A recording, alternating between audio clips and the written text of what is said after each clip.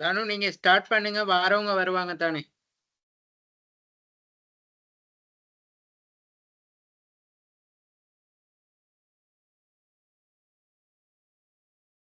சரி. அப்ப நம்ம நேத்து கணக்குல அந்த பேலன்ஸ் கணக்குகள கொஞ்சம் பார்ப்போம். உங்களுக்கு கதைக்கிறது கேக்குது தானே? கேக்குது மேடம்.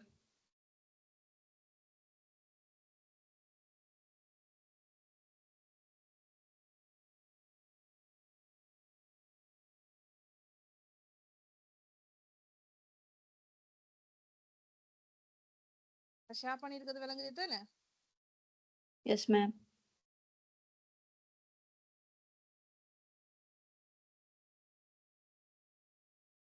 அன்னைக்கு அன்னைக்கு 11வது கணக்கோட ஸ்டாப் பண்ண நான் அந்த 11வது கணக்கு நான் திரும்பி ஒருக்கா சொல்லி தர்றேன்.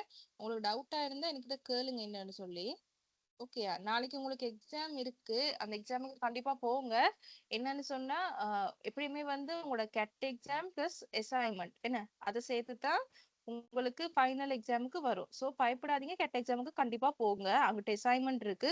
ஸோ இதுல ஒரு 40 மார்க்ஸ் வந்தாலுமே வந்து அது வேல்யூ தான். அதனால கண்டிப்பா எக்ஸாமுக்கு போங்க. இதை நினைச்சு பயப்பட தேவையில்லை. நான் ஒன்றும் படிக்கலையா அது இதுன்னு சொல்லி பயப்பட தேவையில்லை. எக்ஸாமுக்கு கண்டிப்பா போங்க, சிட் பண்ணுங்க. அதுல ஒரு எவ்வளவு மார்க்ஸ் வருதோ அது உங்களுக்கு உங்களோட ஃபைனல் எலிஜிபிலிட்டிக்கு வந்து அது உதவும். ஓகேயா? அதனால அசைன்மெண்ட் அதுக்கு அங்கிட்டு இருக்குது. அடுத்தது அசைன்மெண்ட் ஒன்றும் கொடுக்கணும் தானே? எப்பயுமே வளமே அசைன்மெண்ட் கொடுக்கணும். அடுத்தது தான் கேட் வரும். இந்த முறை உங்களுக்கு கேட் முதல்ல போட்டு அசைன்மெண்ட் ரெண்டாவதா போட்டிருக்காங்க. பயப்பட தேவையில்ல, எக்ஸாமுக்கு போங்க. எக்ஸாமுக்கு மட்டும் போகாம இருக்காதீங்க. நாளைக்கு எத்தனை மணிக்கு எக்ஸாம்? 1:30 மேடம். 1:30க்கு தான் எக்ஸாம் இருக்கு. ஸோ எக்ஸாமுக்கு கண்டிப்பா போங்க. இந்த மாதிரி கணக்குகளை கொஞ்சம் நோட்ஸ்கள் கொஞ்சம் பார்த்துட்டு போங்க. நோட்ஸ்கள் வர சான்ஸ் இருக்கு. இந்த மாதிரி எம்சிக்யூ கொஸ்டின்ஸ் வர்றதுக்கு சான்ஸ் இருக்கு. அது இல்லாம ஒரு நிதி கூட்டு செய்யறது மாதிரி பார்த்துட்டு போங்க. அந்த கொடுத்துருக்க அந்த நோட்ஸ்கள் கொஞ்சம் படிச்சுட்டு போங்க. ஃபினான்ஷியல் ஸ்டேட்மெண்ட் அந்த கொஞ்சம் நோட்ஸ்கள் வரவும் சான்ஸ் இருக்கு. ஸோ அதனால நோட்ஸ்களை படிச்சு கொண்டு போங்க. பயப்பட தேவையில்லை. நான் ஒன்றும் படிக்கலையே அது இதுன்னு பயப்படலாம் தேவையில்லை. உங்களால் எவ்வளவு முடியுமோ அவ்வளவுக்கு இந்த கெட் எக்ஸாம் உட்காந்து அந்த பேப்பர் ட்ரையல பாருங்க எப்படி இருக்குன்னு சொல்லி. ஓகேயா? Okay ma'am.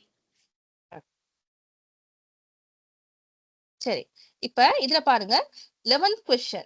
The opening inventory balance is a business was understated by 25,000 while the closing inventory balance was overstated by 30,000. This is impact is. இது வந்து எதுல இம்பாக்ட் ஆகும்? அதாவதுன்னு சொல்லி இப்ப இப்படி ஒரு கொஸ்டின் கொடுத்தா நீங்க முதலே பாருங்க. இதுல உங்களுக்கு என்ன சொல்லியிருக்காங்க? ஆரம்ப இருப்பு வந்து அண்டர்ஸ்டேட் பண்ணிருக்கு 25,000 சொல்லி. While the closing inventory balance was understated 30,000. அதாவது இறுதி இருப்பு வந்து 30,000த்துல அண்டர்ஸ்டேட் பண்ணிருக்குன்னு சொல்லி உங்களுக்கு ஒரு கூற்று சொல்லியிருக்காங்க. இப்ப கீழே பாருங்க, முதலாவதா overstating by profit 50,000, understating profit 50,000, overstating by profit 5,000, understanding profit by 5,000 சொல்லி உங்களுக்கு கொடுத்துருக்காங்க. அப்ப நீங்க என்ன செய்யணும்னு சொன்னா முதல்ல ஒரு ஒரு யூகமா வச்சு முதல்ல ஒரு நிதி நிலைமை கூட்டில் இருக்க அந்த மேல் துண்டை வந்து செய்து பாருங்க. எக்ஸாம்பிளுக்கு பாருங்க.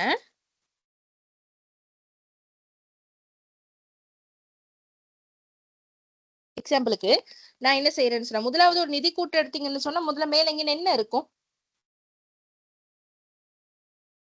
சேல்ஸ் தானே. ஒரு இதுல வந்து சேல்ஸ் இருக்கும். இதுதான் நிதி கூட்டுற தானே. நிதி கூட்டுறதுல சேல்ஸ் இருக்கும். அதுல உங்களுக்கு உட்திரும்பல் ஏதாவது இருந்தா என்ன செய்வோம்? உட்திரும்பல் ஏதாவது இருந்தா என்ன செய்வோம்? இது சேல்ஸ்ல கழிப்போம். மேடம் இங்கிலீஷ் டேர்ம்ஸ் யூஸ் பண்றீங்களா? Right, okay. உங்களுக்கு அந்த சேல்ஸ் சம்பந்தமான அவுட்வர்ட் நீங்க என்ன செய்வீங்க? அதை நீங்க இதுல கழிப்பீங்க. அண்ட் அடுத்தது என்னது? பர்ச்சேஸ். இங்க வரும் பர்ச்சேஸ்.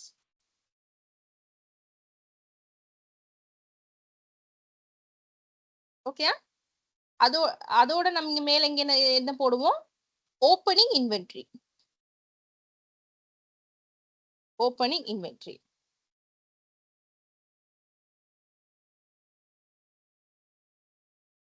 ஓகேயா? அது ரெண்டையும் கூட்ட வார அமௌண்ட்ல இருந்து நம்ம என்ன செய்வோம்? க்ளோசிங் இன்வென்ட்ரிய கழிப்போம். க்ளோசிங் இன்வென்ட்ரிய கழிப்போம். பாரு இந்த ஆன்சர்ல இருந்து நம்ம என்ன செய்வோம், சேல்ஸ்ல இருந்து இந்த ஆன்சரை கழிச்சு வரைத்தான் நம்ம ப்ராஃபிட்னு சொல்லி எடுப்போம். இதுதான் உங்களோட அந்த நிதி கூற்றுல இருக்கிற ஃபர்ஸ்ட் இது. ஓகேயா? அப்ப உங்களுக்கு இதுல கேட்டிருக்காங்க வந்து பாருங்க,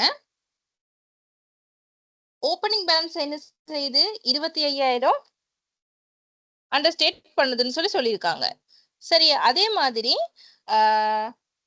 இன்வென்ட்ரி இந்த இது என்ன செய்யுது, க்ளோசிங் பேலன்ஸ் என்ன செய்யுது, 30,000 குறையுதுன்னு சொல்லி உங்களுக்கு சொல்லியிருக்காங்க.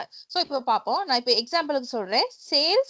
சேல்ஸ் கொடுக்குறாங்கன்னு வைங்க, ஒரு 500. நான் சும்மா 500ன்னு சொல்லி எடுக்கிறேன். உங்களோட அமௌண்ட்டை நீங்க எடுத்துக்கொள்ளுங்க. சரியா? 500 எடுத்துக்கிறேன். சரியா?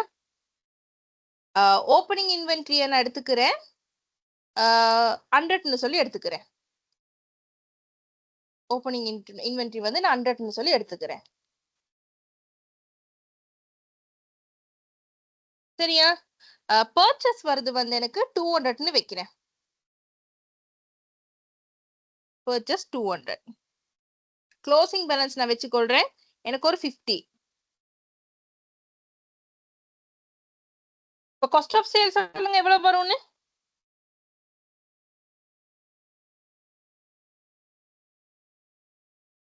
காஸ்ட் ஆஃப் சேல்ஸ் சொல்லுங்க எவ்வளவு வரும்னு.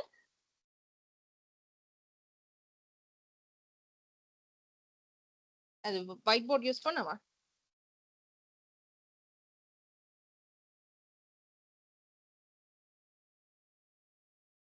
பாருங்க, உங்களுக்கு ஒயிட் போர்ட் விளங்குதான்னு பாத்துக்கோங்க.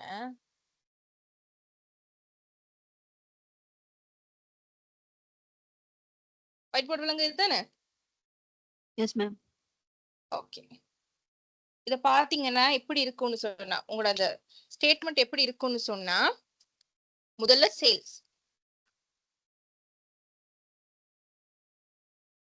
சம்பந்தமான அவுட்வர்ட் ஏதாவது இருந்துச்சுன்னா நம்ம அதுல இருந்து கழிப்போம்.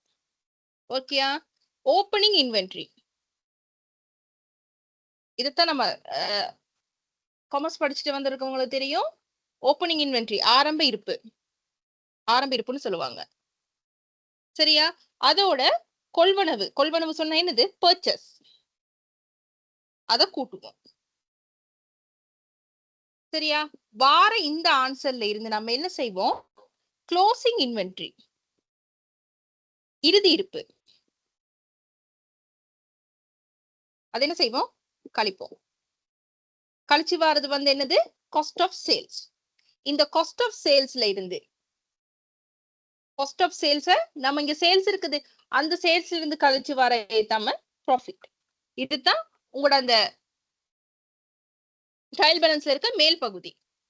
அதத்தான் உங்களுக்கு கேட்டிருக்காங்க. இது விளங்கிச்சா? முதல்ல என்னது, சேல்ஸ்ல இருந்து அந்த சேல்ஸ் சம்பந்தமான அவுட்வர்டை நம்ம இதுல இருந்து கழிப்போம், உட்திரும்பல்னு சொல்லுவாங்க, அதை கழிப்போம். ஓப்பனிங் பேலன்ஸோட பர்ச்சேஸ் கூட்டுவோம், அதுல இருந்து க்ளோசிங் இன்வென்ட்ரி கழிச்சு வரதுக்கு பேர் தான் என்னது, காஸ்ட் ஆஃப் சேல்ஸ்னு சொல்லுவோம். அந்த காஸ்ட் ஆஃப் சேல்ஸ்ல இருந்து சேல்ஸை கழிச்சோன்னு சொன்னா வாரது தான் ப்ராஃபிட்டா லாஸ்டான்னு சொல்லி எங்களுக்கு வரும், அதாவது மொத்த லாபம். ஓகேயா? இதுதான் அந்த ஸ்டேட்மெண்ட் கிளியர் பிக்சர். ஓகேயா? இப்போ உங்களுக்கு சொல்லுங்க பாப்போம், என்ன சொல்லியிருந்தாங்க, ஆரம்ப இருப்பு என்ன செய்தான் 25,000 கூடுதான், இறுதி இருப்பு என்ன செய்தான் 30,000 குறையுதான்.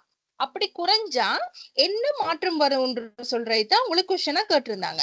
இப்ப நான் என்ன செய்யறேன், ஒரு எக்ஸாம்பிளுக்கு நான் போட்டுக்கொள்றேன், சும்மா ஒரு யூகமா ஒரு கணக்குகள் எடுத்துக்கொள்றேன் பாருங்க.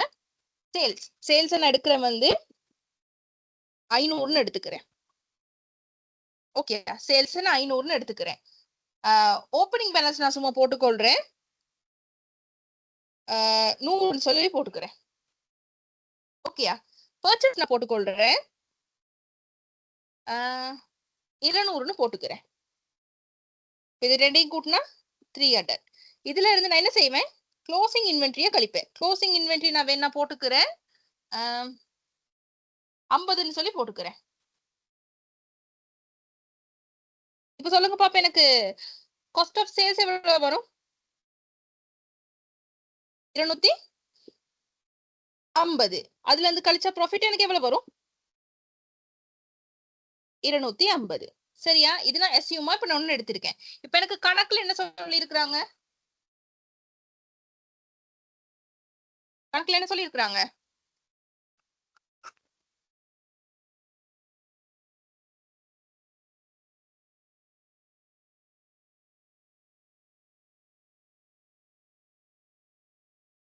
இந்த ஓப்பனிங் இன்வென்ட்ரி என்ன செய்யுது? 25,000 கூடுது. அப்ப சேல்ஸ் 500. சரியா? ஓப்பனிங் இன்வென்ட்ரி என்ன செய்யுது? 25,000 கூடுது. அப்ப ஓப்பனிங் இன்வென்ட்ரி இங்க நான் 100 போட்டேன். அப்ப 25,000 கூடுனா 1,25,000. சரியா? 125. பர்ச்சேஸ் எந்த மாற்றம் பத்தி சொல்லி இருக்கலையா அதுல? அப்ப 200 கூட்டினா 325. சரியா? க்ளோசிங் பேலன்ஸ் என்ன செய்யுது? க்ளோசிங் பேலன்ஸ் என்ன செய்யுது? 30 குறையுது. அப்ப இங்க எனக்கு 50 இருக்கு. அப்ப 50ல இருந்து 30 போனா 20. அப்ப எனக்கு காஸ்ட் ஆஃப் சேல்ஸ் எவ்வளவு வருது? 305. இப்ப சொல்லுங்க ப்ராஃபிட் எவ்வளவுன்னு சொல்லி. 500ல இருந்து 305 போனா 195. அப்ப எனக்கு சொல்லுங்க பாப்போம். நான் ஆரம்ப இருப்பு 25,000 இறுதி இருப்பு 20,000 குறைஞ்சா 30,000 குறைஞ்சா எனக்கு என்ன மாற்றம் வருது? ப்ராஃபிட் என்ன செய்யுது? ப்ராஃபிட் எனக்கு முதல்ல வந்துச்சு எவ்வளவு? 250. நான் அந்த மாற்றம் செய்ததுக்கு பிறகு எனக்கு வந்த ப்ராஃபிட் எவ்வளவு? 195. அப்ப ப்ராஃபிட் என்ன செய்திருக்கு? குறைஞ்சிருக்கு. குறைஞ்சிருக்கு. அப்ப உங்களுக்கு இது கண்ட விதம் விளங்கிச்சா? Yes ma'am. ஓகே. நான் என்ன செய்தேன்? இந்த சேல்ஸுக்கு அமௌண்ட் ஒன்று போட்டு சும்மா ஒரு அசியூமா அமௌண்ட்டுகளை போட்டு கண்டுபிடிச்சேன்.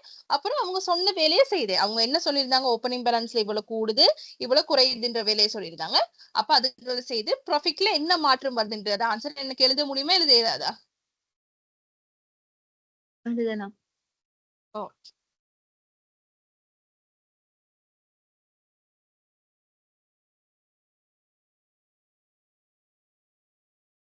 ஷேர் பண்ணிருக்கிறது விளங்குது தானே? Yes ma'am.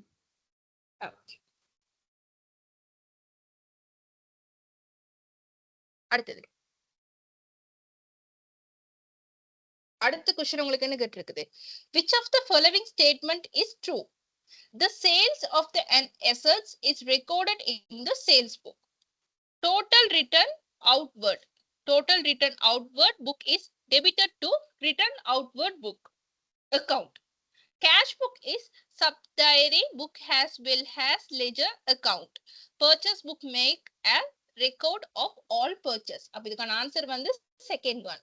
The total return outwards என்ன நடக்கும்? Debited to return outward accounts. ஓகேயா?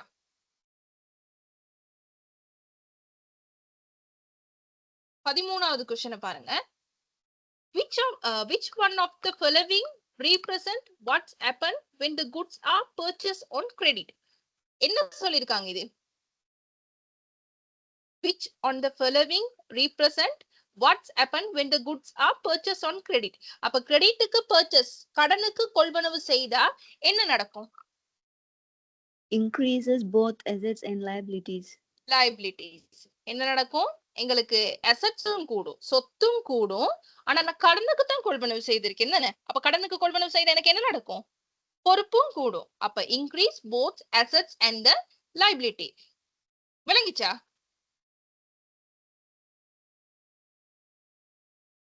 அடுத்தது வந்து உங்களுக்கு ரேஷியோ சம்பந்தமானது. அப்ப ரேஷியோ சம்பந்தமான क्वेश्चन இல்ல. உங்களுக்கு சிலபஸ்ல ரேஷியோ இல்ல தானே? இல்ல மிஸ். ஓகே, சோ அதை நான் ஸ்கிப் பண்றேன். 15வது क्वेश्चन சொல்லுங்க பாப்போம்.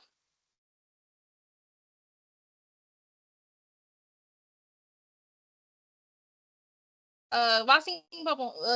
வாசிச்சு எனக்கு ஆன்சர் சொல்லுங்க பாப்போம்.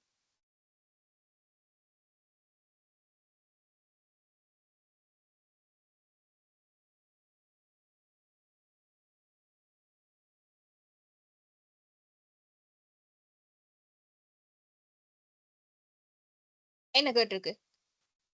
In the accounting process, what is the correct sequence in which the following activities take places? Okay. First one என்ன கொடுத்திருந்தாங்க? The transaction is recorded in the relevant prime entry book. B உங்களுக்கு என்ன கொடுத்திருக்காங்க? The business transaction take place. And C என்ன கொடுத்திருக்காங்க? The source document is prepared for the transaction. D கொடுத்திருக்காங்க the transaction is posted to the ledger. And E என்ன கொடுத்திருக்காங்க? The trial balance is prepared. அப்ப first நம்ம என்னத்தை செய்வோம்? First என்ன வரும்? The business transaction takes place. The business transaction take place. And second என்ன வரும்? The source document is prepared for the For the transaction. transaction. The source document is prepared for the transaction. Third one.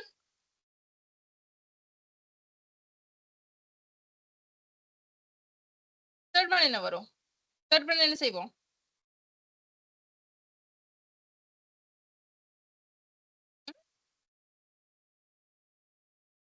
The transaction is recorded in the relevant prime entry book. Transaction என்ன செய்வோம்? அது relevant ஆன prime bookல entry bookல பதிவோம் என்ன? அப்ப third one A. அடுத்தது சொல்லுங்க. அடுத்தது என்னது அப்ப? The transaction is posted to the ledger. Ledger. The transaction is posted to the ledger. And அடுத்தது final என்னது? The trial balance is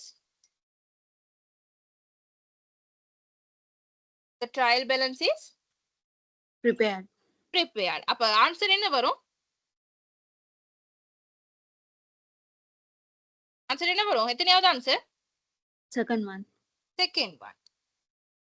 இரண்டாவது ஆன்சர். முதலாவது என்னது? The business transaction is take places. C வந்து என்னது? The source document is prepared for the transaction and the transaction is recorded in the relevant prime entry book and the transaction is posted to the ledger. The trial balance is prepared. என்ன செய்முறை எந்த ஒழுங்குல நடக்கும்ன்றது தான் உங்களுக்கு அந்த question என்ன செய்திருக்காங்க? கேட்டிருக்காங்க. கிளியரா இந்த क्वेश्चனும்? ஓகே. அப்புறம் 16வது क्वेश्चन. 16வது क्वेश्चन உங்களுக்கு என்ன சொல்லிருக்கு? அதுவும் ரேஷியோ பத்தி. ரேஷியோ இல்ல தானே, சோ அதனால நான் 16வது क्वेश्चனை ஸ்கிப் பண்றேன். ஓகே. 17வது क्वेश्चन பாருங்க. இது ஒரு செம்மையாக்கல். ஒரு நிதி கூற்று தந்தா அதுக்கு கீழே உங்களுக்கு நிறைய விஷயங்கள் கொடுப்பாங்க. என்ன உரிமையாளர் பற்றுகளை பத்தி அந்த விஷயத்துல கொடுப்பாங்க. அப்புறம் வேற என்ன பத்தி கொடுப்பாங்க? இந்த மாதிரி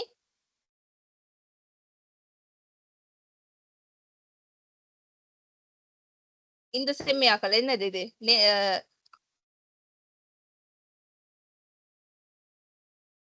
தேய்மானம் காண்ற செம்மையாக்கல். இந்த தேய்மானம் காண்ற செம்மையாக்களை பத்தி கொடுப்பாங்க. அண்ட் அட்டுரு அந்த அதாவது அந்த அந்த விஷயங்கள் பத்தி எல்லாமே வந்து உங்களுக்கு செம்மையாக்கல கொடுப்பாங்க. அப்படி ஒரு அட்ஜஸ்ட்மெண்ட் கணக்கு தான் இது. சரியா? இது என்ன சொல்லியிருக்காங்கன்னு பாருங்க.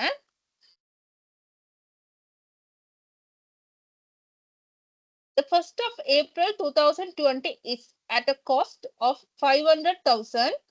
The estimate use life of the plant is 5 years and the depreciations of the assets is charged on the straight line basis.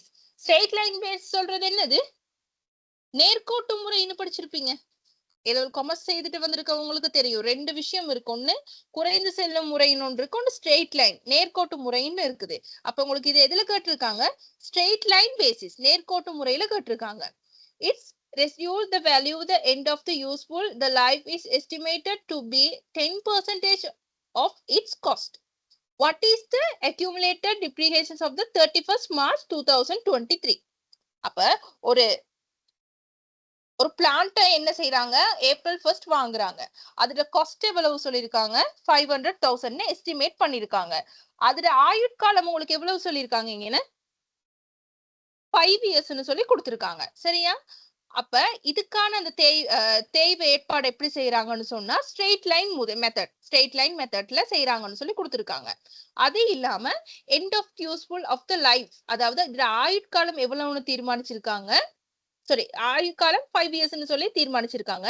இதுக்கு தேய்மானம் வந்து அந்த நிறுவனம் 10% தேய்மானப்படுறதா சேர்த்திருக்காங்க. அப்ப உங்ககிட்ட கேட்டிருக்கிறது வந்து 31 மார்ச் 2023 அதுல தேய்மானம் எவ்வளவா இருக்கும்னு கேட்டிருக்காங்க. சொல்லுங்க பாப்போம் எவ்வளவா இருக்கும்னு. எவ்வளவா Ma'am, இருக்கும்? ma'am, O straight line basis and என்னன்னு explain பண்றீங்களா? நேர்கோட்டு முறையில செய்வாங்க. நேர்கோட்டு முறையில செய்யறது வந்து இந்த கணக்கு என்ன சொல்றேன்னு கொஞ்சம் நான் பாறேன்.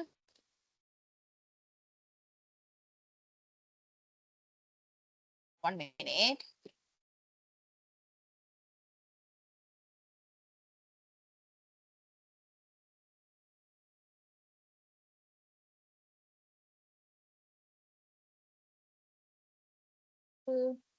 பாறேன்.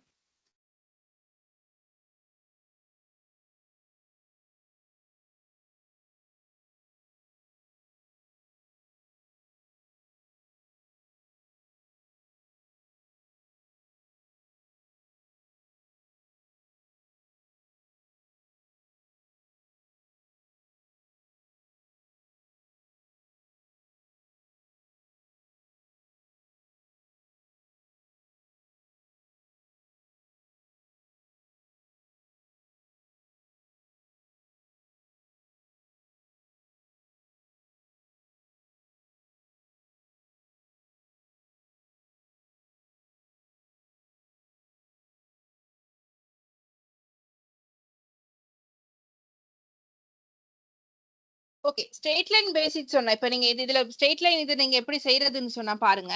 இப்ப உங்களுக்கு பாருங்க உங்களுக்கு இயந்திரத்துல காஸ்ட் எவ்வளவுன்னு சொல்லியிருக்காங்க. 500,000.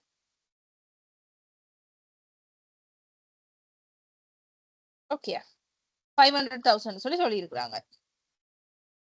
இப்ப இதுக்கு எத்தனை சதவீதம் வந்து நிறுவனம் வந்து தேய்மான ஏற்பாடு செய்யறதுக்கு தீர்மானிச்சிருக்குன்னு சொல்றாங்க. வருஷத்துக்கு எத்தனை சதவீதம் நிறுவனம் வந்து இதுக்கு இந்த இயந்திரத்துக்கு தேய்மானமா நான் ஏற்பாடு செய்து வைக்கிறேன்னு சொல்லி தீர்மானிச்சிருக்குது. 10%. அப்ப இதுக்கு 10% பார்த்தா உங்களுக்கு எவ்வளவு வருதுன்னு பாருங்க.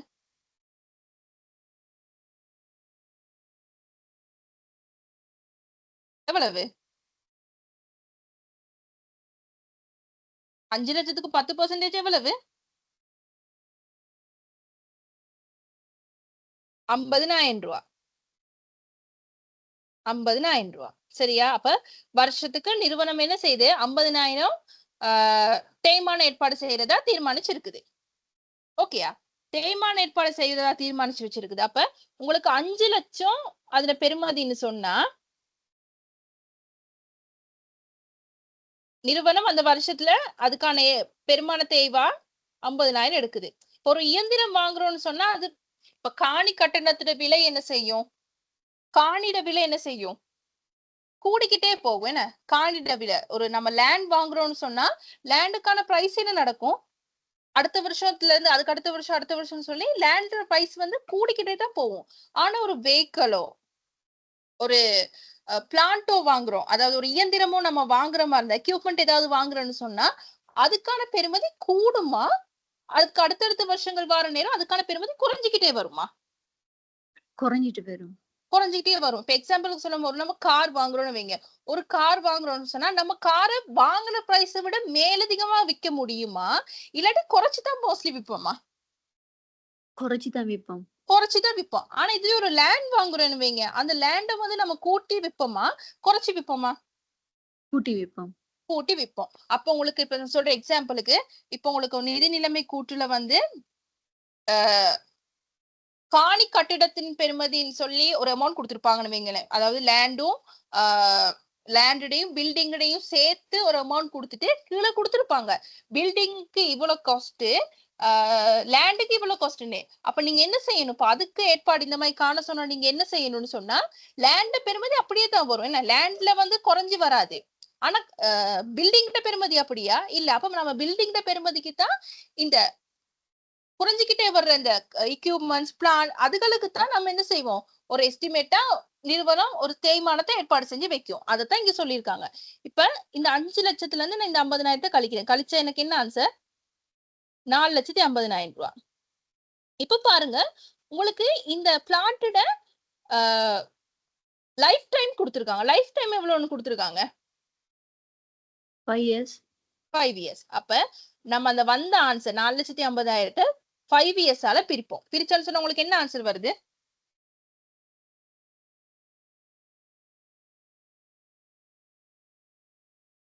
என்ன ஆன்சர் வருது? 90,000. 90,000. அந்த 90,000 சொல்றது வந்து 1 இயருக்கு உரியது. 90,000 சொல்றது என்னது? 1 இயருக்கு உரியது. இப்ப பாருங்க, இந்த பிளான்ட் வந்து உங்களுக்கு எப்ப வாங்கி இருக்காங்க? எப்ப வாங்கி இருக்காங்க?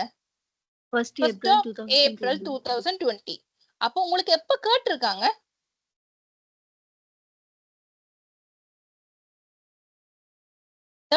March 31 2023. அப்ப எத்தனை வருஷத்துக்கு கேட்டிருக்காங்க? எத்தனை வருஷத்துக்கு நான் ஏற்பாடு செய்யணும்? 3 years. 3 இயர்ஸ்க்கு. அப்ப இந்த 90,000 3 இயர்ஸ் ஆல பெருக்கணும். நல்லா கவனிச்சு கொள்ளுங்க. இந்த இந்த இயந்திரம் வாங்குனதுக்கும் இதுக்கும் உரிய வித்தியாசத்தை பார்த்துக்கொள்ளணும். ஓகே, அப்ப 3 ஆல பெருக்கணும் எத்தனை ஆன்சர்?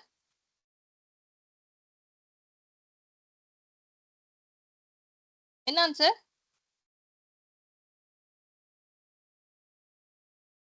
2,70,000. 2,70,000. இந்த கொடுத்திருக்கிற இந்த காஸ்டுக்கு 10% பாக்குறோம். பார்த்து வந்த ஆன்சரை வந்து அந்த காஸ்ட்ல இருந்து நம்ம கழிச்சு அதனுடைய 5 அதாவது உங்களுக்கு இயர் கொடுத்திருப்பாங்க. அந்த இயர்ல இருந்து நம்ம பிரிச்சுட்டு அந்த வந்த ஆன்சர் 1 இயருக்கு உரியது. இங்க 3 வருஷத்துக்கு கேட்டிருக்கு. சோ அந்த 3 வருஷத்துல எவ்வளவு வரும்ன்றதுக்கு நான் என்ன செய்தேன், அந்த 1 வருஷத்துக்கு 90,000, 3 வருஷத்துக்கு 2,70,000 ரூபாய். ஓகேயா? Okay, ma'am. ஓகே.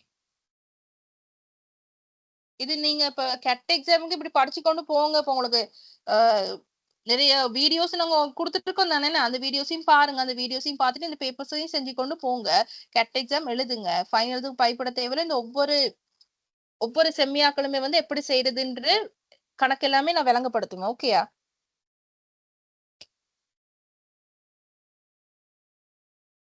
ஒவ்வொரு செம்மியாக்களுமே வந்து எப்படி செய்யறதுன்ற கணக்கு ஃபுல்லாவே உங்களுக்கு ஒரு அக்கௌண்ட்ஸ் கணக்கு ஃபுல்லாவே நான் விளங்கப்படுத்துவேன். சோ நீங்க பயப்பட தேவையில்லை. நீங்க எக்ஸாமுக்கு போங்க. உங்களால எவ்வளவு முடியுமோ அதை செய்யுங்க. ஏன்னா அடுத்தது உங்களுக்கு அசைன்மெண்ட் இருக்கு. அந்த அசைன்மெண்ட்டுக்கு நான் ஹெல்ப் பண்ணுவேன் கண்டிப்பா. அதனால பயப்பட தேவையில்லை. எக்ஸாமுக்கு போங்க. எவ்வளவு முடியுமோ அந்த நாலேஜை வச்சு இந்த எக்ஸாம் எழுதுங்க.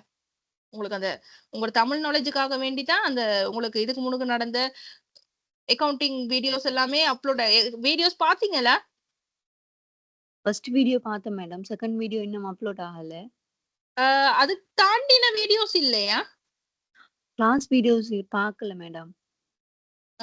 ஒரு சார் விளங்கப்படுத்துற வீடியோஸ் எல்லாமே அப்லோட் பண்ணிருக்கேன்.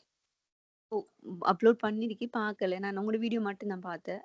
அதுதான் அந்த வீடியோஸ் பாருங்க. அந்த வீடியோஸ்ல எல்லாமே சொல்றாரு. அது முழு ஒரு நிதி கூற்று செய்யற மாதிரி எல்லாமே கடன் எல்லா இதுவுமே ஒரு வியூ அதுல இருக்கு. அதையும் பாருங்க. ஓகே? Okay ma'am. ஓகே, சரி. உங்களுக்கு அடுத்த क्वेश्चन என்ன கேட்டிருக்கு? 18வது क्वेश्चन. உங்களுக்கு நான் சொல்றது வந்து இப்ப அக்கவுண்ட் செய்துட்டு வந்தவங்களுக்கு நான் சொல்றது டக்குன்னு புடிச்சு கொள்ளுவாங்க. பட் அக்கவுண்ட் செய்துட்டு வராதவங்களுக்கு வந்து கொஞ்சம் கஷ்டமா தான் இருக்கும். சோ எனக்கு டக்குன்னு இப்ப ஏ லெவல் வந்து 2 வருஷம் படிப்பிக்கிறாங்கன்னு சொன்னா பேசிக்ல இருந்து 2 வருஷமா சொல்லி கொடுத்து 2வது வருஷம் ஏ லெவல் எக்ஸாம் வைப்பாங்க. விளங்குச்சா? சோ அதனால நீங்க பயப்பட தேவையில்லை. ஏ லெவல் காமர்ஸ் செய்யாதவங்க பயப்பட தேவையில்லை. நான் பேசிக்ல இருந்தே கொண்டு போவேன். இப்போதைக்கு இந்த நாலேஜை வச்சு செய்து பார்த்துட்டு வாங்க. நீங்க ஏ லெவல் இது செய்துட்டா வந்தீங்க காமர்ஸ்? இல்ல மேம், ஆர்ட்ஸ் ஸ்ட்ரீம். அதுதான். யோசிக்க தேவையில்லை. நான் பேசிக்ல இருந்தே சொல்லி தருவேன். அந்த பேசிக்காக வேண்டி அந்த சர்ட் இது நான் கொஞ்சம் பார்க்க சொன்னேன். ஓகேயா? Okay ma'am. அடுத்த क्वेश्चन பாருங்க பாப்போம். The following information related to Sun Private Limited of the year ended 31st March 2023. உங்களுக்கு அந்த சேம் நிதி கூட்டுண்ட அமைப்பை வச்சுதான் கேள்வி கேட்டிருக்காங்க. இப்ப இங்க பாருங்க, inventory has at 31st March 2022. அப்ப 2022ல மார்ச் 31st இருந்த இன்வென்ட்ரி. அப்ப இந்த இன்வென்ட்ரி பேர் என்னது? ஆரம்ப இருப்பு. ஆரம்பத்துல இருந்த இருப்புன்ற அமௌண்ட் எவ்வளவு சொல்லியிருக்காங்க? 3,50,000 ரூபாய். ஓகேயா? அடுத்தது inventory has at 31st March 2023. இறுதி இருப்பு, இறுதியில இருந்த இருப்பு எவ்வளவுன்னு சொல்லியிருக்காங்க? 2,80,000 ரூபாய். purchase of the year, purchase of the year எவ்வளவு சொல்லியிருக்காங்க? 8,40,000 ரூபாய். gross profit of the year 30% on sales. என்ன சொல்லியிருக்காங்க? 30% on sales. அதாவது சேல்ஸ்ல 35%. சேல்ஸ் வந்த சேல்ஸ் 35% தான் எனக்கு என்னதுன்னு சொல்லியிருக்காங்க? ப்ராஃபிட்னு சொல்லியிருக்காங்க. ஓகேயா? இப்ப எனக்கு இந்த மேல இருக்க இந்த 3 ஆன்சரையும் வச்சு எனக்கு காஸ்ட் ஆஃப் சேல்ஸ் கண்டுபிடிக்கலாம் தானே? காஸ்ட் ஆஃப் சேல்ஸ் கண்டுபிடிச்சு சொல்லுங்க பாப்பா, என்ன ஆன்சர் வருதுன்னு.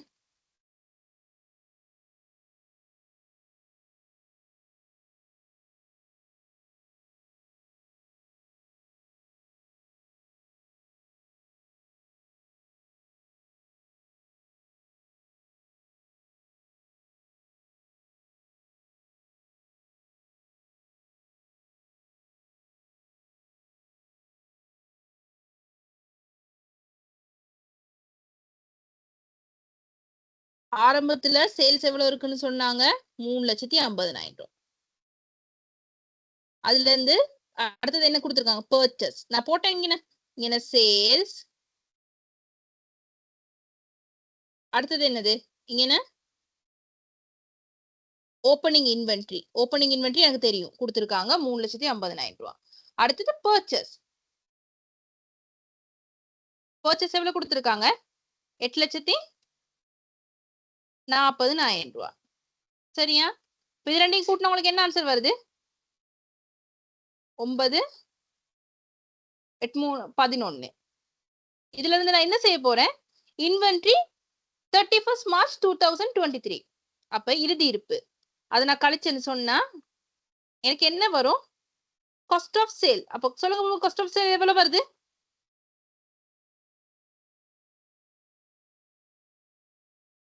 காஸ்ட் ஆஃப் சேல் எவ்வளவு வரும்?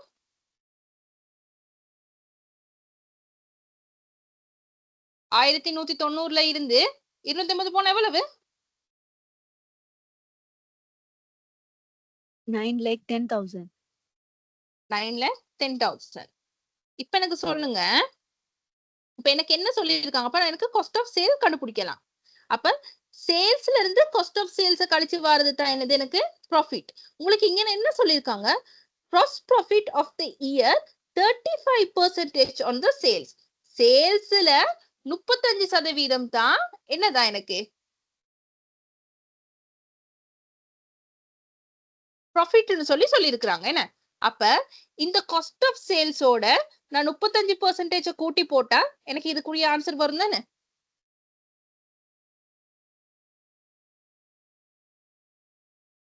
சொல்லுங்க பாப்பா, என்ன ஆன்சர் வரும்னு.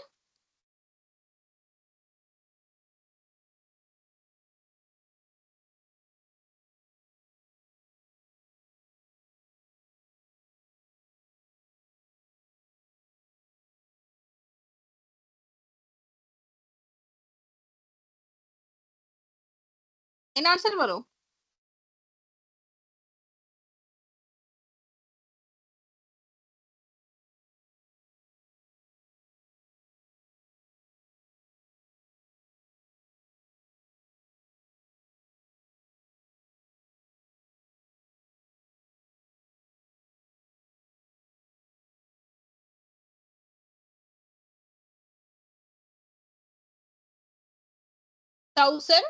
sorry 1,400,000 சொல்லி ஆன்சர் வரும்.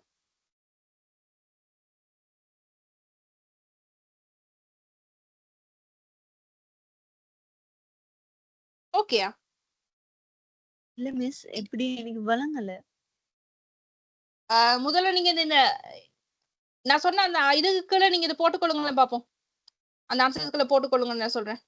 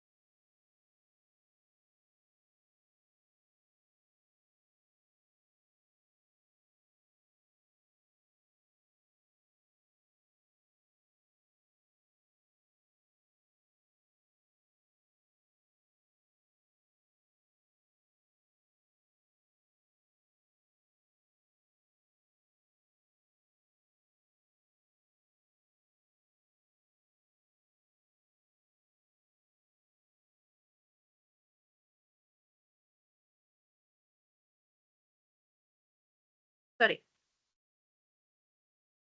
ஆயிடுச்சு தானே. ஓகே, இங்க பாருங்க. உங்களுக்கு இதுல என்ன சொல்லி இருக்கிறாங்க முதல்ல? நான் போர்ட் ஷேர் பண்ற அது விளங்குதான்னு பாருங்க.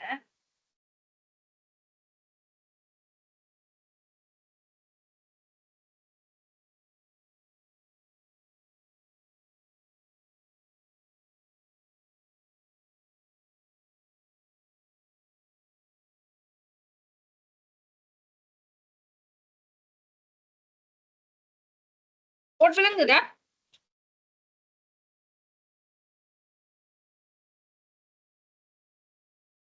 போர்ட் விளங்குதா? Yes, ma'am.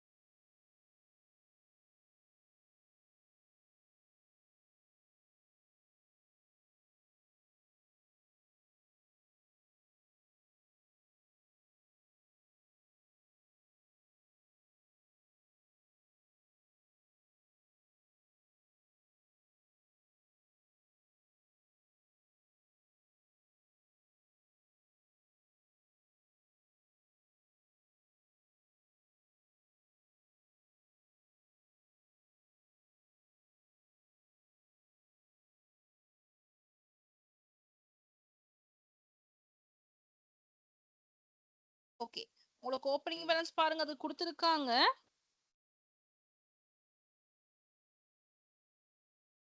$3,50,000 சொல்லி ஓப்பனிங் பேலன்ஸ் கொடுத்துருக்காங்க. நான் இதுக்கு மேல எழுதுறேன். $3,50,000 சொல்லி ஓப்பனிங் பேலன்ஸ் கொடுத்துருக்காங்க. ஓகேயா? அதுக்கு பிறகு உங்களுக்கு க்ளோசிங் பேலன்ஸ் எவ்வளவு கொடுத்துருக்காங்க? $2,80,000. $2,80,000 க்ளோசிங் பேலன்ஸ் சொல்லி கொடுத்துருக்காங்க. சரியா? அடுத்தது உங்களுக்கு என்னத்தை பத்தி கொடுத்துருக்காங்க? பர்ச்சேஸ் கொடுத்துருக்காங்க. பர்ச்சேஸ் எவ்வளவு கொடுத்துருக்காங்க? $8,40,000 கொடுத்துருக்காங்க. இப்ப எனக்கு சொல்லுங்க பாப்பா, காஸ்ட் ஆஃப் சேல்ஸ் எவ்வளவு வரும்? எவ்வளவு வந்துச்சு?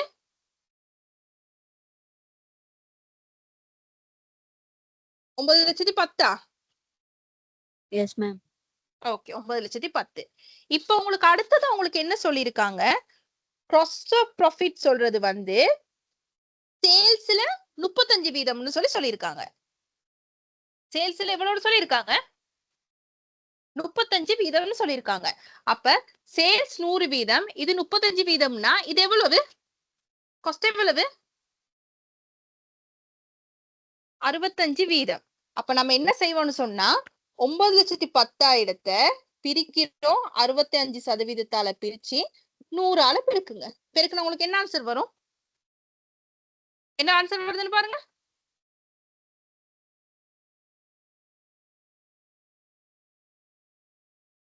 என்ன ஆன்சர் வரும்?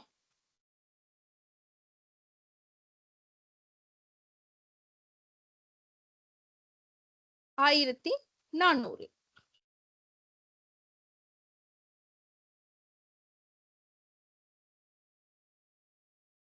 விளங்கிச்சா? Yeah, இப்படி ma'am. Yes. ஓகே, இப்படி வந்த என்னது உங்களுக்கு சேல்ஸ்ல 30% கொடுத்திருக்காங்க. சேல்ஸ் 100%, இது 35% இருந்தா காஸ்ட் எனக்கு எவ்வளவு போயிருக்குங்க? 65,000. 65, 65%. அப்ப நம்ம என்ன செய்யறோம்? ரிவென்யூக்கு இதுல 65% கண்டு தர 100 பெருக்குறோம். பெருக்குனா இதுல ஆன்சர் வருமா வராதா? வருது ma'am. Okay. ஓகே, 1,400. கிளியர் தானே? Yeah, ma'am. ஓகே.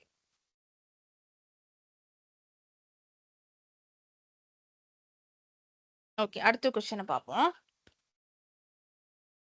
அடுத்தது உங்களுக்கு என்ன சொல்லியிருக்காங்க? அடுத்ததும் ரேஷியோ சம்பந்தமானது. ஸோ அதை நான் ஸ்கிப் பண்றேன். அண்ட் அடுத்தது பாருங்க பாப்போம். 20வது question. The business engaged in the trading business has gross profit ratio 20%. Which of the following transaction of the business will lead to decline ratio? சரியா? அப்போ உங்களுக்கு சொல்லியிருக்காங்க வந்து, இப்ப பாருங்க இல்ல எக்ஸாம்பிளுக்கு பார்ப்போம்.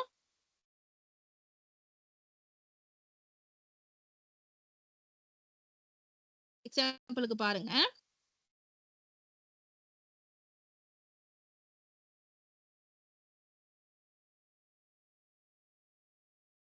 இப்ப கிராஸ் ப்ராஃபிட்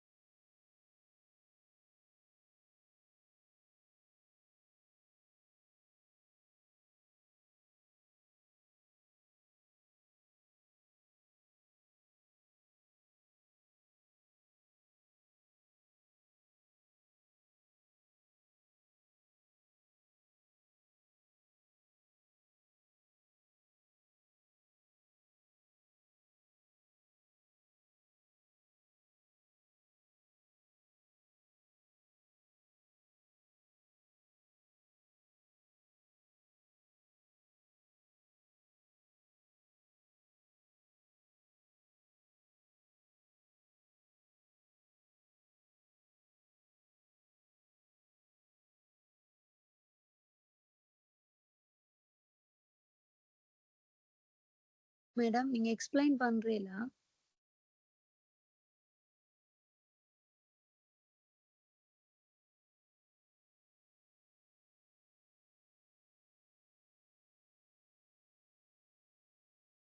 கைக்கிற வளங்கள மேடம்.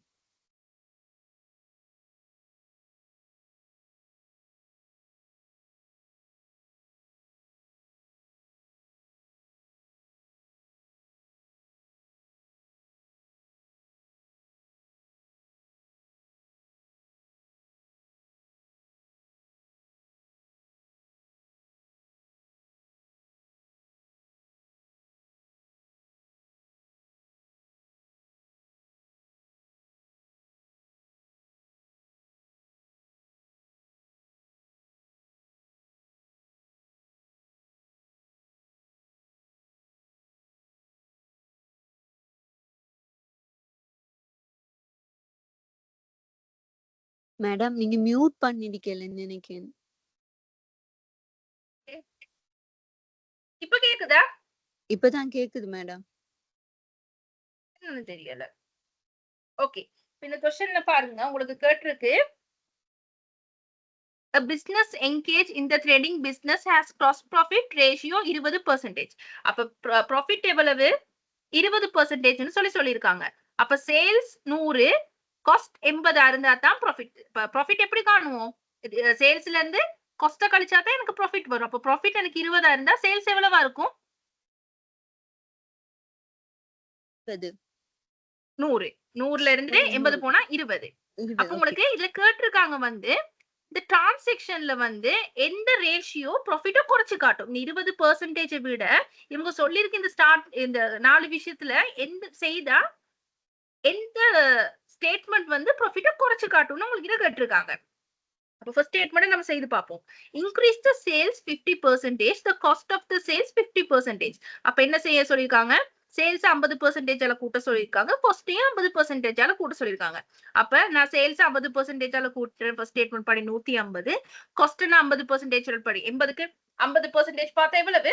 120. அப்ப எனக்கு ப்ராஃபிட் எவ்வளவு வருது? 150ல 120 போனா 30%. 30%. அப்ப அந்த 20% விட அது கூட தானே வருது, டிக்ளைன் ஆவா வருது? இல்ல கூட வருது. இல்ல கூட வருது. அப்புறம் செகண்ட் பாருங்க, increase the sales 50% and the cost of the sales 40%. அப்ப சேல்ஸ் 50% ஆல கூட்டுற ரெண்டாவது படி பார்த்தா sales 150, cost of the sales 40%. 40% கூட்டினா 80க்கு 40 பார்த்தா 112. அப்ப அத கழிச்சு பாத்தீங்கன்னா உங்களுக்கு ப்ராஃபிட் எவ்வளவு வருது? 25%. அதுவும் 20% என்ன செய்யுது? கூடத்தான் இருக்குது. சோ அந்த ஸ்டேட்மெண்ட்டும் இல்ல. அடுத்தது பாருங்க, increase the sales 50%, cost of the sales 60%. அப்ப மூணாவது ஸ்டேட்மெண்ட் படி பார்த்தா sales 150, cost of the sales 60%. அப்ப 80க்கு 60% 128. அப்ப அத கழிச்சீங்கன்னு சொன்னா உங்களுக்கு ஆன்சர் என்ன வரும்? 15%. இப்ப சொல்லுங்க. சரி, நாங்க எதுக்கும் நாலாவதையும் செய்துட்டே வருவோமே. நாலாவது உங்களுக்கு என்ன சொல்லிருக்காங்க? Increase the sales 40% and the cost of the sales 40%. அப்ப சேல்ஸ் 40 நாள் கூட சொல்லிருக்கோம். 40 நாள் கூட்டினேன்னு சொன்னா சேல்ஸ் 1,40,000 ரூபாய். காஸ்ட் எவ்வளவு? 40%. 80க்கு 40% 112. அப்ப கழிச்சா உங்களுக்கு இதுல எவ்வளவு வரும் ப்ராஃபிட்? எவ்வளவு வரும்? எத்தனை பர்சன்டேஜ்? 20%. இப்ப சொல்லுங்க பாப்போம், எந்த ஸ்டேட்மெண்ட்ல வந்து ரேஷியோ 20% விட குறைவா வருது?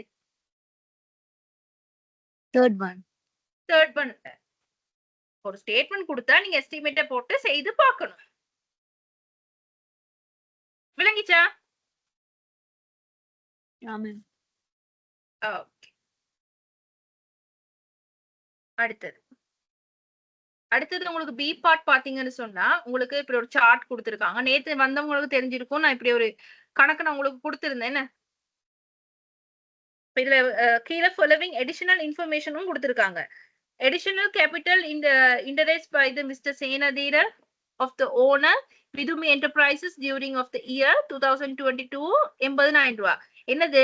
மேலதிக மூலதனம் போடுறாரு எவ்வளவு? 80,000 ரூபான்னு போடுறாருன்னு சொல்லியிருக்காங்க. சரியா? had drawn 50% in cash, 60% in good. அதாவது உரிமையாளர் பற்று. உரிமையாளர் என்ன செய்யறாரு? 50,000 காசா எடுத்துக்கொள்றாரு, 60,000 வந்து என்ன செய்யறாரு? பொருளா எடுத்துக்கொள்றாரு. குட்னா என்னது? பொருளா எடுத்துக்கொள்றாருன்னு சொல்லி அடிஷனல் இன்ஃபர்மேஷன் கொடுத்திருக்காங்க. You may assume the assets have been the computed to the net book value ன்னு சொல்லி ஒன்னு கொடுத்திருக்காங்க. ஓகேயா? using the above information you are required to attend the following question. இந்த இன்ஃபர்மேஷன்களை வச்சு உங்களுக்கு கீழ இருக்க क्वेश्चनகளை செய்ய சொல்லிருக்காங்க. First question, calculate the net profit of the year end 31st March 2023. அப்ப நேத்து நான் நெட் ப்ராஃபிட் காண்ற மாதிரி சொன்னேன். நெட் ப்ராஃபிட் காண்றது எப்படி?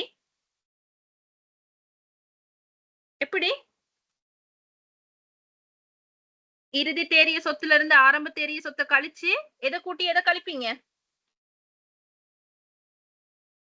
இதுல சமன்பாடும் சொன்னேன். எதை கூட்டி எதை கழிப்பீங்க? பற்று இருந்தா என்ன செய்வீங்க? டிராயிங்ஸ் இருந்தா என்ன செய்வீங்க? கூட்டுவீங்க. அடிஷனல் கேபிட்டல் என்ன செய்வீங்க? கழிப்பீங்க. அப்ப நேத்து நான் உங்களுக்கு ஒரு எக்ஸாம்பிள் கணக்கு ஒண்ணு சொல்லியிருந்தேன். இந்த மாதிரி ஒரு கணக்கு தான் எக்ஸாம்பிள் கணக்கு சொல்லியிருப்பேன். இப்ப எனக்கு இதுல சொல்லுங்க பாப்போம். முதல்ல லேண்ட் அண்ட் பில்டிங் சொல்றது அசெட்ஸா லைபிலிட்டியா?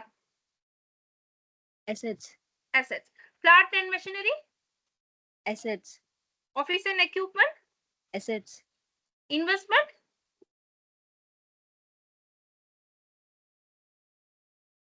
இன்வெஸ்ட் பண்றது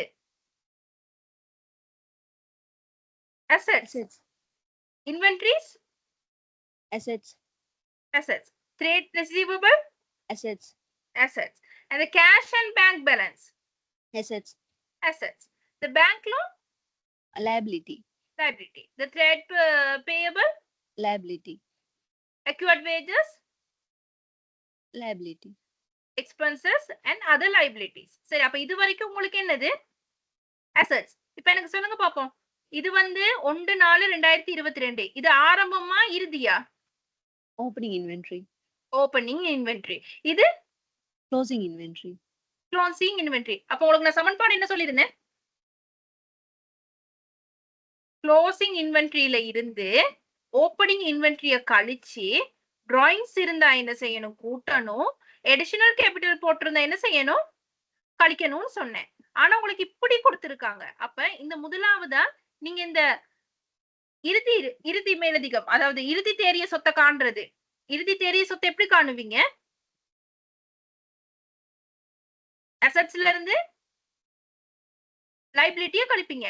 அப்ப இறுதி தேறிய சொத்து இருந்து இந்த இறுதி அசெட்ஸ்ல இருந்து இந்த லைபிலிட்டி அமௌண்ட்ட கழிப்பீங்க. அப்ப கழிச்சு பாருங்க பாப்போம் உங்களுக்கு எவ்வளவு வருதுன்னு. கழிச்சு என்ன ஆன்சர் வருது? மேம் ஈக்குவேஷனை கொஞ்சம் ரிப்பீட் பண்ணுங்களேன். நான் நேத்து கிளாஸ் அட்டென்ட் பண்ணல. Okay, closing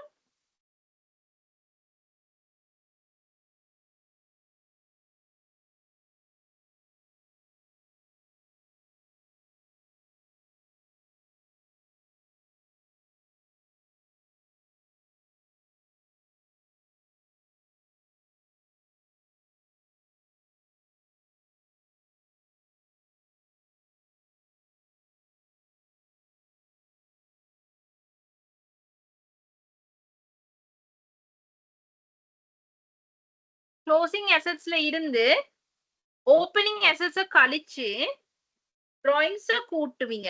drawings minus additional capital.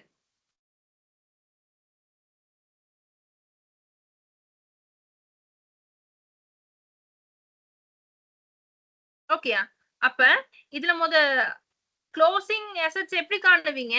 இந்த கொடுத்திருக்க இந்த சொத்துல இருந்து இந்த லைபிலிட்டியை கழிக்கணும். கழிச்சாதான் உங்களுக்கு இறுதி தேறிய சொத்து எப்படின்னு காணலாம். அப்ப இதுல இருந்து இந்த சொத்து வரைக்கும் உள்ள விஷயத்தை கூட்டி, இதுல இருந்து இது வரைக்கும் இந்த லைபிலிட்டியை கூட்டி கழிச்சு சொல்லுங்க பாப்ப என்ன ஆன்சர் வருதுன்னு. என்ன ஆன்சர் வருது?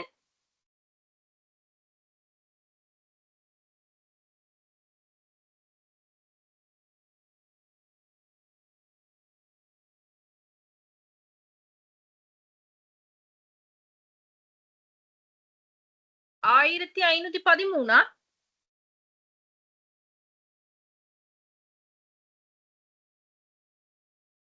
1513.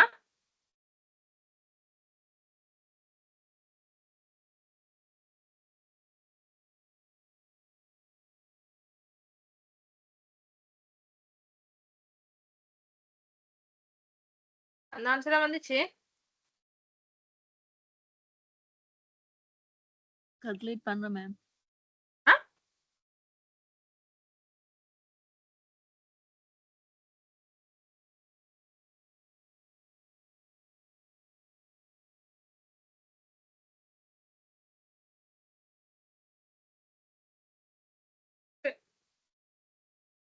அதே மாதிரி ஓப்பனிங் இதுலயும் காணுங்க பாப்போம்.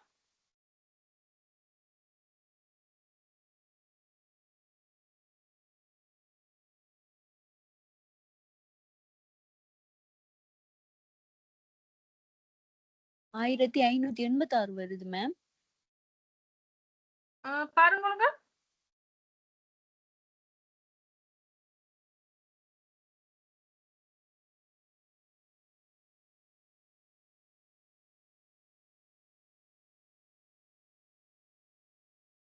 1513 1586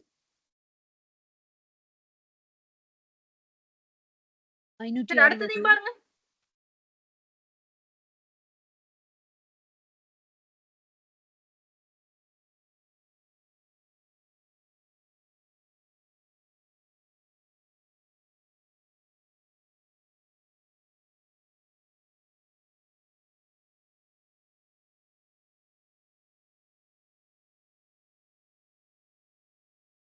எழுபத்தி மூணு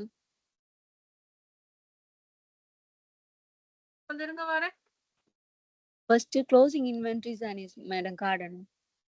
ஓ 5,60,000 இருந்து 5,60,000 470 260 150 60 தானே 60 67 அடுத்தது 19 19 கூட்டினா எவ்வளவு 1586 1586. அப்ப அடுத்தது பாருங்க, அடுத்தது என்னது 28 11 13 28 13 13 11 13 8 73 வருது 13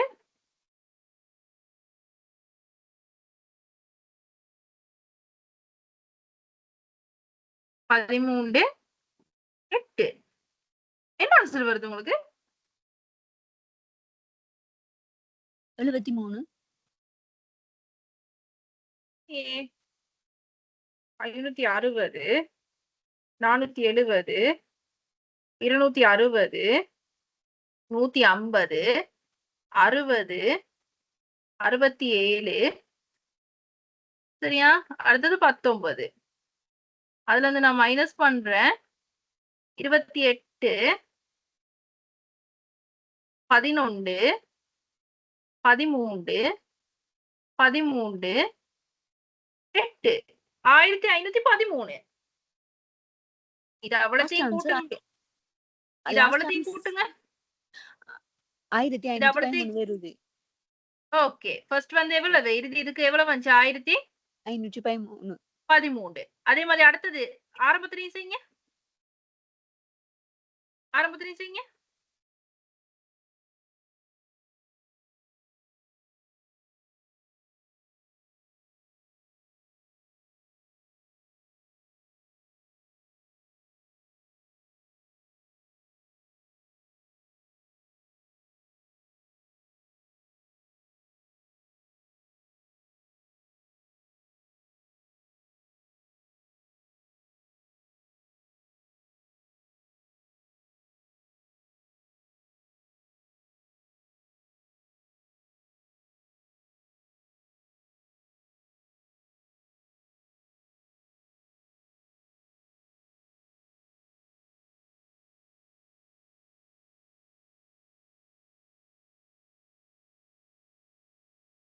ஆயிரத்தி 110 1110 16 110 பாருங்க. அசெட்ஸ் எல்லாம் கூட்டினா 1200. Okay, liabilities 90 1110. அதோட இத கூட்டிட்டு கழிங்க பாப்போம்.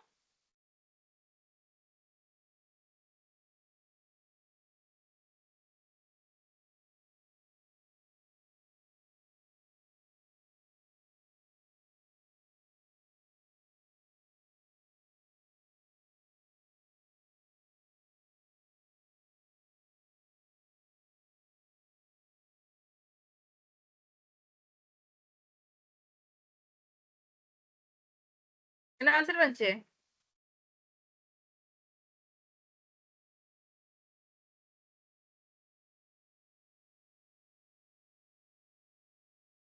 நானூற்றி 33.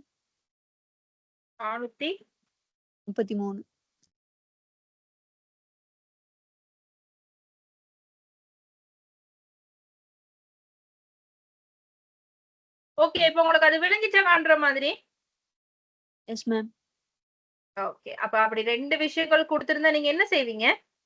இந்த மாதிரி ஆரம்ப இதை கண்டுட்டு அதோட மேலதிக மூலதனம் கொடுத்திருந்தா கழிப்பீங்க, பட்டு என்ன செய்வீங்க? கூட்டுவீங்க. அவங்களுக்கு கொடுத்த இந்த 20 கேள்வியிலேயே நான் நினைக்கிறேன் இதுல ஒரு 10 கேள்வியாவது வந்திருக்குது. ஓகேயா? அடுத்தது பாருங்க.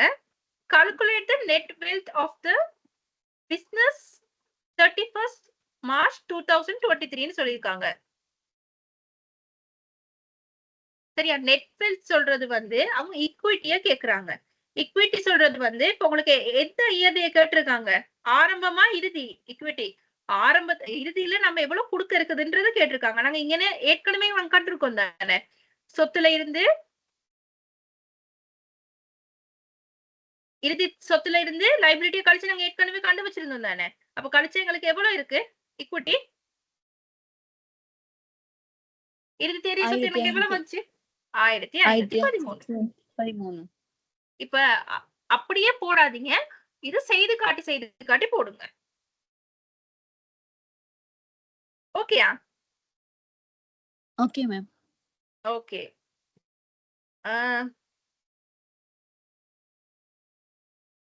அடுத்தது வந்து அடுத்தது ரெண்டும் இல்ல. அடுத்தது உங்களுக்கு ரிட்டர்ன் தான் கேட்டிருக்கு.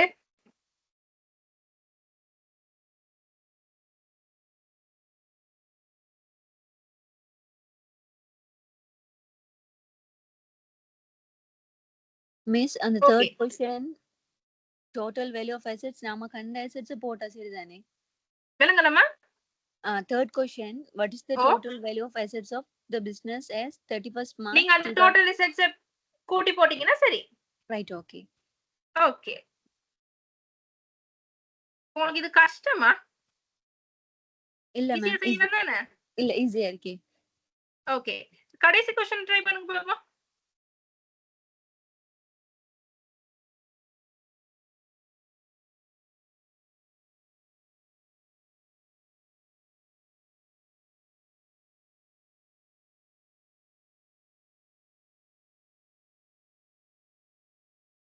அசெட்ஸ் எனக்கு டோட்டல் எவ்வளவு வந்துருந்துச்சு?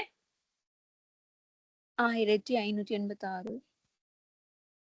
1886. ஈக்விட்டி எவ்வளவு வந்துருந்துச்சு? ஈக்விட்டி நான் கண்டுபிடிச்ச முதல் क्वेश्चनல எவ்வளவு வந்துருந்துச்சு? 1513. 13. அப்ப எனக்கு லைபிலிட்டி எவ்வளவு இருக்கும்? லைபிலிட்டி எவ்வளவு இருக்கும்? இது 1073. 1073. ஈஸி தானே? ஈஸி. ஓகே. நீங்க அந்த ஃப்ரேம ஞாபகத்துல வச்சுக்கிட்டு கணக்குகளை போட்டு மேக்ஸிமைஸ் செய்துட்டு வந்தீங்கன்னா சரி. Okay ma'am. ஓகே. அப்ப இந்த பேப்பர் இதோட முடியுது. ஓகேயா? நீங்க கொஞ்சம் நோட்ஸ் படிச்சுக்கிட்டு போங்க. இந்த மாதிரி क्वेश्चन கொஞ்சம் படிச்சுக்கிட்டு போங்க. ஒரு நிதி கூற்று செய்யற மாதிரி பாத்துக்கிட்டு போங்க. உங்களால முடிஞ்ச அளவுக்கு இந்த எக்ஸாம செய்து ட்ரையல் ஒன்னு பாத்துட்டு வாங்க. ஓகே. ஆனா கண்டிப்பா எக்ஸாமுக்கு போங்க. நான் உங்களுக்கு அடுத்தடுத்த கிளாஸுகள் கொண்டு போற நேரத்துல அசைன்மென்ட்க்கு நான் ஃபுல்லா ஹெல்ப் பண்ணுவேன். அடுத்தடுத்த கிளாஸ் கொண்டு போற நேரத்துல பேசிக்ல இருந்து நான் சொல்லி தருவேன். ஓகேயா? நல்ல டைம் ஒன்று இருக்கும். நான் பேசிக்ல இருந்தே உங்களுக்கு அக்கவுண்ட்ஸ் கிளாஸ் கொண்டு போறேன். ஓகே? பயப்பட வேண்டிய அவசியம் இருக்காது. ஒவ்வொரு செம்மையாக்களுமே வந்து நான் எக்ஸாம்பிள்ஸ் நிறைய கொடுத்து நான் உங்களுக்கு கொண்டு போறேன். எவ்வளவு முடியுமோ அவ்வளவு செய்து பார்த்துட்டு வாங்க. இதுக்கு நான் கண்டிப்பா ஹெல்ப் பண்ணுவேன். ஓகேயா? Okay ma'am. Thank you. All the best. ஏதாவது டவுட் இருந்தா நீங்க எனக்கு சொல்லுங்க. Sure ma'am.